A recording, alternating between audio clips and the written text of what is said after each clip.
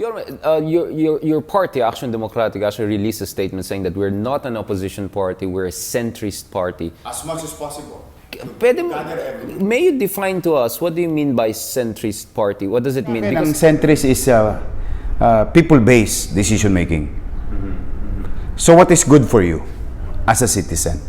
That should matter. When I was asked many times about ICC, about the Hague ruling, about MDT, sabi ko, if I'm going to sign an agreement or partnership with the world, simple lang una kong tanong, what is it for us?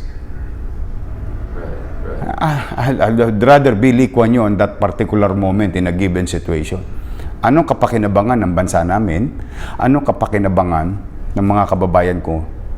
Kasi yun yung people-centered person. So, kapag kumakabig ka ng husto, masyado kang kaliwa, masyado kang kanan, you are only favoring politicians. You are only favoring organization.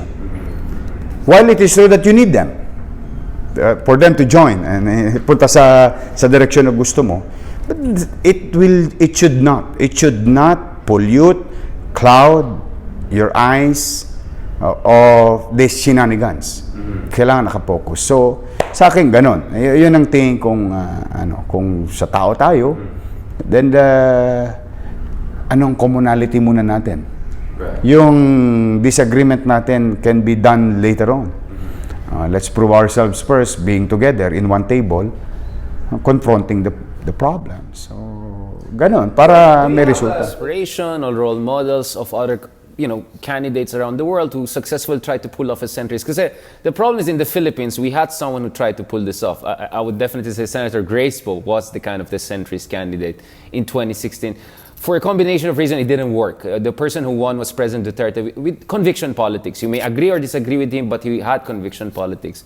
Conviction is based on situation. When I was asked about WPS, very clear, we'll insist on the Hague ruling. So, we'll be fearless dealing with it. And whatever is left will be protected, and we must fish. So because you were talking about finding a common ground, a kind of a middle course.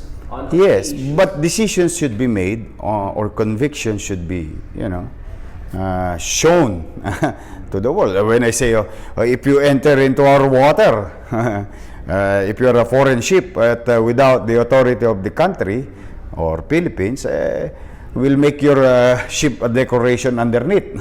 That is a literal thing will happen to any country. It is not a particular country because it's about our country, about our sovereignty.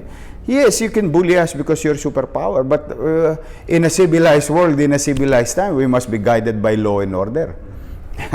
And we'll make sure that we implement our own laws in our own land.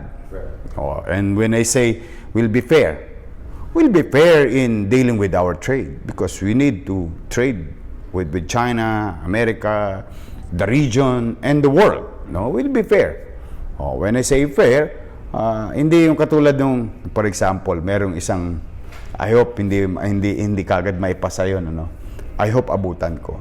For example, may isang agreement ng isang bansa, sabi niya, you can export to us. And we can, you can import from us. Sorry. The problem is, we can import, but we cannot export because we don't have products to export. So it's a one-way, exactly.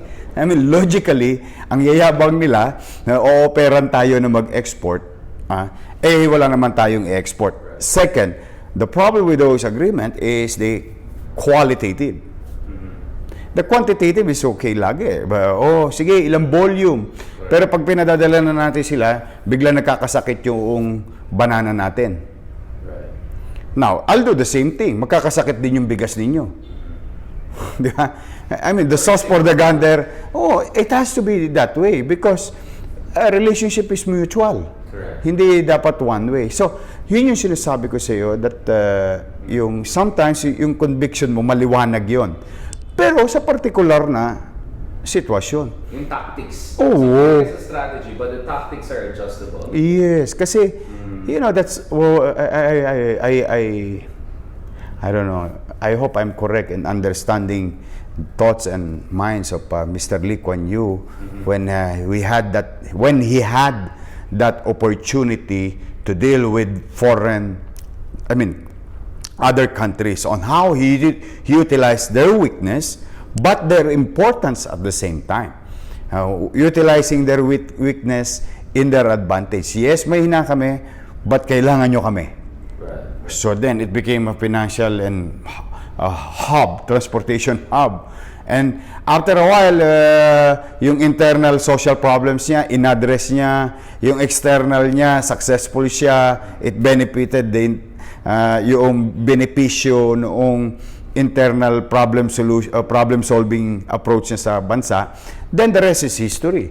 So it's always about Singapore. And when I see him, when I try to understand Mr. Lee Kuan Yew, okay ito siya, okay, makikipag-usap ako sa iyo, pero anong pakinabang naman bilang Singaporean? And I think that's the way it should be. So a results-oriented approach. Of course, results matter to me, as you can see in the pandemic approach of the City of Manila. Open policy. Why? Because it's a universal problem. We vaccinate each and every person, each and every human being that goes in and out of the city, which, well, data will show, and we prepare. So, results-oriented talaga. Tama.